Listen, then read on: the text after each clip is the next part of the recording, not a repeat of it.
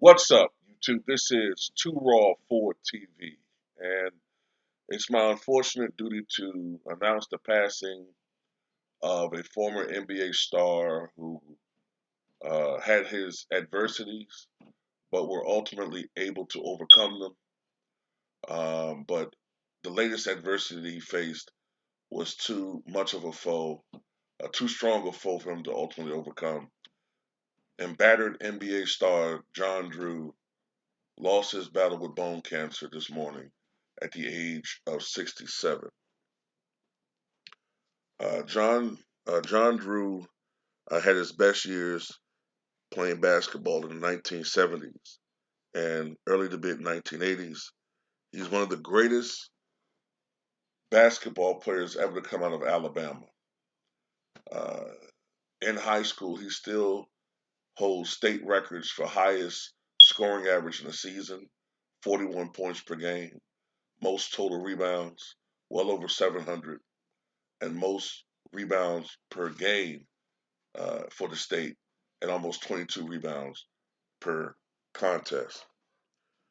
John Drew was a 2 year star at the small college of Gardner Webb. Only four players ever made it to the NBA from the small college, others being Artis Gilmore, Eddie Lee Wilkins, and George Adams. Drew averaged 25 points a game in both his seasons at Gardner Webb and was selected in the second round by the Atlanta Hawks. Drew made an immediate impact on a team struggling to find its identity.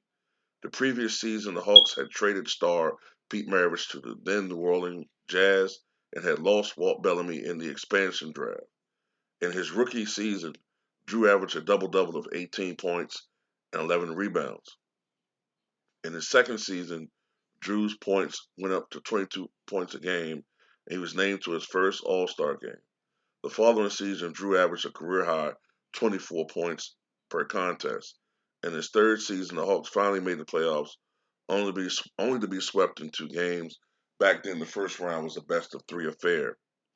In 1979-80, Drew's points per game average dropped to below 20 a game, but he was still selected to his second All-Star team that year.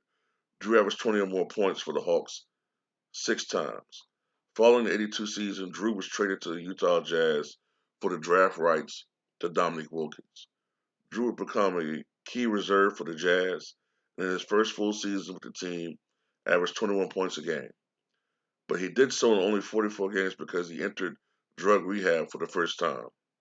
The Jazz were possibly one of the worst situations for a player with substance abuse issues to be in. A few years earlier, Terry Furlow had died after he wrecked his car while he was high, and there was rumors that several other players and team officials abused cocaine. So there's a lot of individuals around that were feeding into a person's addiction, the neighbors.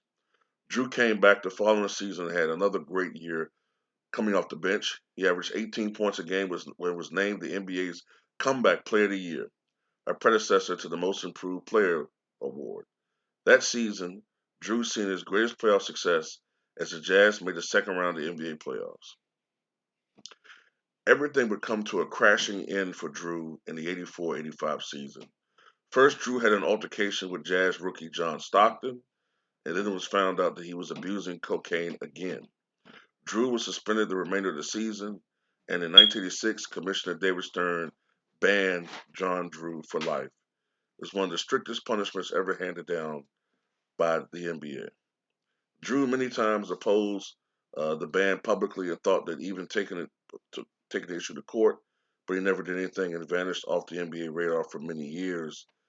The last report about Drew came from former NBA superstar Charles Barkley, who had seen Drew in Houston, Texas.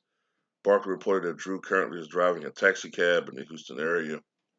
It was about 8 years ago when a doctor noticed that there was a growth on one of John Drew's shoulders.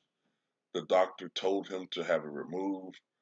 John Drew did nothing about it. Over the next several years, he began to have more and more persistent back pain. Uh, so apparently, this was a very, very slow growing cancer.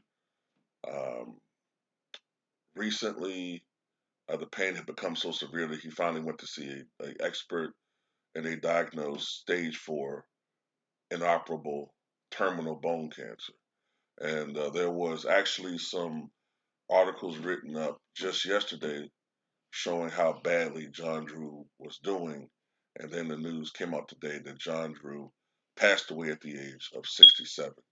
So may he rest in pieces. You know, he could have been a Hall of Famer.